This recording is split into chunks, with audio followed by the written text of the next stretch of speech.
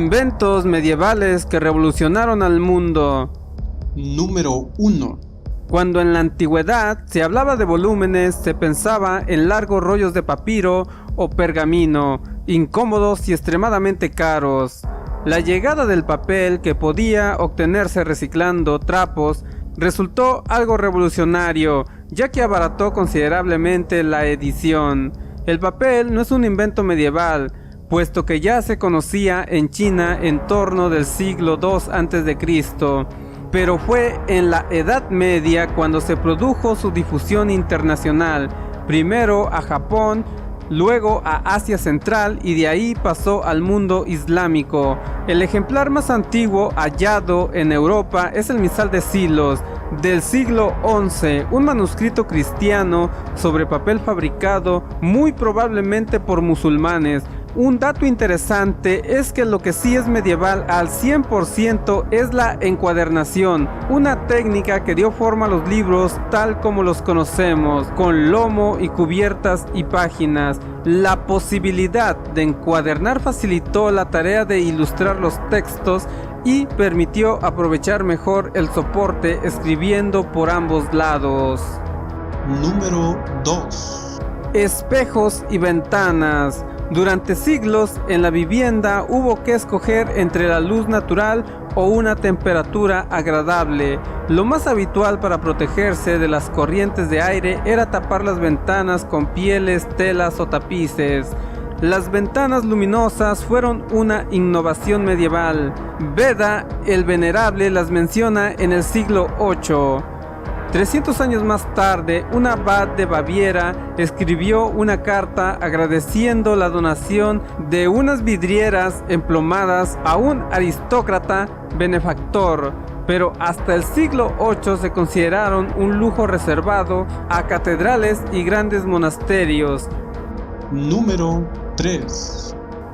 Botones y mangas. Si nos vestimos cada mañana al estilo occidental, es gracias a estos dos avances medievales. La ropa entallada que lucieran las damiselas a partir del siglo VII fue fruto de un invento crucial. El botón. Los tejidos medievales eran un poco elásticos. Gracias a los botones fue posible ceñir carpiños y cuellos, así como abrir y cerrar mangas estrechas. Al principio, el botón era un objeto de lujo, confeccionado en materiales preciosos y vendido por joyeros.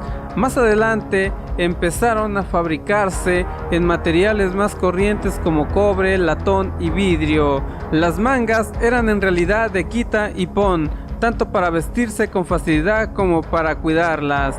En la Edad Media, lavar la ropa era un poco arduo, que requería ir a buscar agua, calentarla, mezclarla con ceniza y frotar vigorosamente. Así que las damas cambiaban sus mangas por otras más vistosas cuando salían a la calle. Número 4. Reloj mecánico. El tiempo era un concepto flexible en la Alta Edad Media. Los instrumentos para medir las horas eran imprecisos. En el norte, las clepsidras se congelaban durante el invierno. En la práctica, las horas solo se empezaron a percibir en Europa como fracciones regulares a partir del siglo VIII, cuando los primeros relojes mecánicos treparon a los campanarios. Para entonces ya había precedentes en China y Siria. Había una razón de peso para colocarlos en lugares elevados. Su sonido debía llegar bien lejos, a todas las tierras e incluso a las parroquias o conventos. El tiempo se marcaba tocando las campanas. Más adelante se incluyó el aguja que señalaba las horas y se añadieron referencias astronómicas, pero el minutero no apareció hasta el siglo XV. Número 5. Las gafas. Las primeras gafas que sirvieron para corregir la presbicia o vista cansada surgieron en el norte de Italia a finales del siglo VIII. El dominico Alessandro della Spina de Pisa fue uno de los primeros en difundir la técnica. Según su necrología, él mismo fabricó las gafas que otro había ideado antes, pero sin querer comunicar el secreto. El nombre del auténtico inventor es un misterio. Los primeros anteojos se llevaban pinzados sobre la nariz y corregían únicamente la hipermetropía y la presbicia. Los miopes tuvieron que esperar unos 100 años más. Las primeras gafas con patillas que se conservan datan del siglo VIII. Número 6. Notas musicales. Los griegos usaban letras y signos para representar sonidos musicales, pero en las prácticas solían tocar de oído. En el cambio del siglo VI al siglo VII, Isidoro de Sevilla declaraba afligido: a menos que los sonidos sean recordados por el hombre, estos aparecen porque no pueden ponerse por escrito. A partir del siglo IX, los monjes empezaron a dibujar neumas sobre el texto para indicar el número de notas de una sílaba, pero fue el Benedicto Guido de Arezzo en el siglo IX quien dio nombre a las 7 notas de la escala musical. La hizo partiendo de un himno dedicado a San Juan Bautista, una composición donde la diferencia entre la primera sílaba de cada uno de sus 7 versos era exactamente de un tono.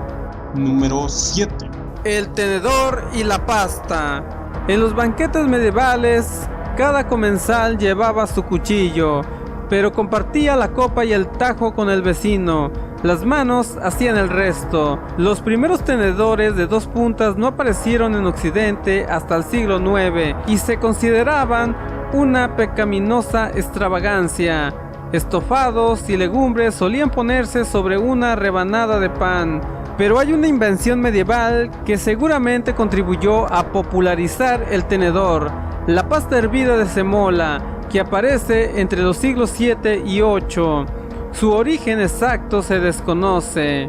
El laganum romano podría ser un antecedente de la lasaña, pero se servía horneado o frito, sin el hervor de los platos modernos. El tenedor y la pasta se expandieron simultáneamente desde la Italia por Europa y la cuenca mediterránea. Los macarrones y el vermicelli, parientes cercanos de los espaguetis, apenas han cambiado un poco. Bueno amigos, no duden en suscribirse a este canal, también activen la campanita para que les llegue la notificación cuando subimos un nuevo video. No olviden seguir nuestras redes sociales, nos vemos hasta el próximo video.